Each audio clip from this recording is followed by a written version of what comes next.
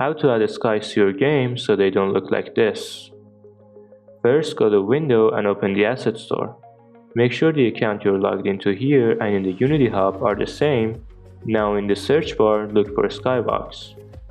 Scroll down, check the free assets box, and pick any one available. We're gonna go with this one. Add it to your assets, accept the terms of service, and you now own it. Go back to Unity, under Window, open up the Package Manager. Make sure you've selected My Assets here. Now find the asset and download it. Then press Import, select All and import. Open the imported folder. Mine has 3 skyboxes, so I'm going to open one, and open the Material folder.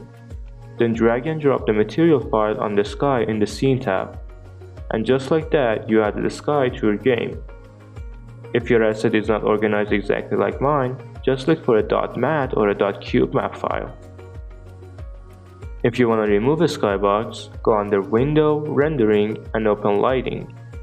Go to Environment and click on this target sign, then look for the default skybox. Watch this video next to learn to make this player move around in first person and stay a golden developer.